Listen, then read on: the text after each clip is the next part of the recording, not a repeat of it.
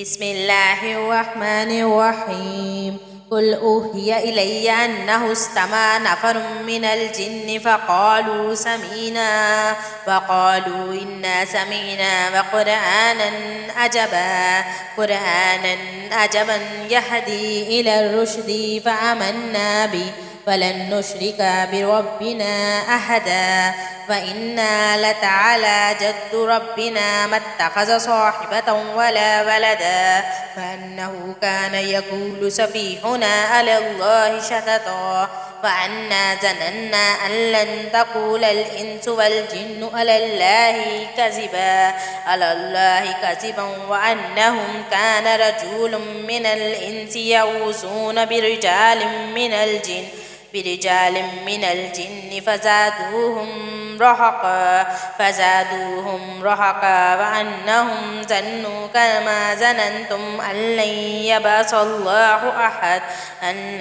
يبعث الله أحدا وأنا لمسنا السماء فوجدناها مليت حرسا شديدا وشهبا وأنا كنا نقعد منها مقاعد للسمع فمن يستمع الآن يجد له شهابا وسدا وأنا لا ندري أشر أريد بمن في الأرض أم أراد بهم ربهم رشدا وأنا منا الصالحون ومنا دون ذلك كنا طرائق قددا وأنا ظننا أن لن نعجز الله من في الأرض ولن نعجزه هربا وأنا لما سمعنا الهدى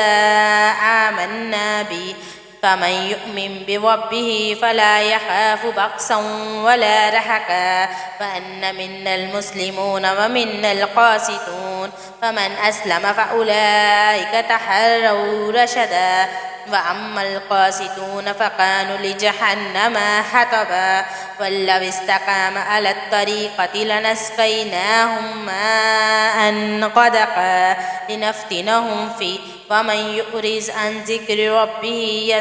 يسلكه عذابا صعدا وأن المساجد لله فلا تدعوا مع الله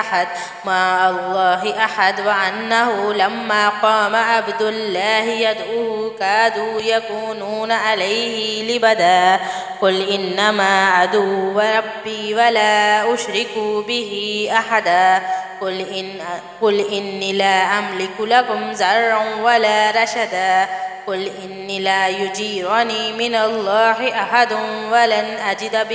أجد من دون الله ملتحدا إلا بلاغ من الله ورسالاته ومن يعص الله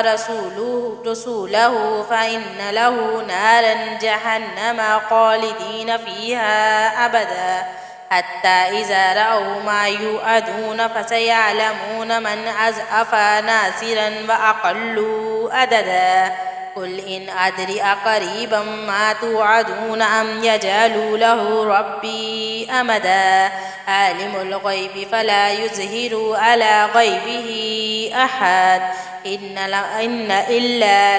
إلا من ارتضى من رسول فإنه يسلكه من بين يديه ومن خلفه رصدا ليعلم أن قد أبلغوا رسالات ربهم وأحاط بما لديهم وأحصى وكل شيء عددا.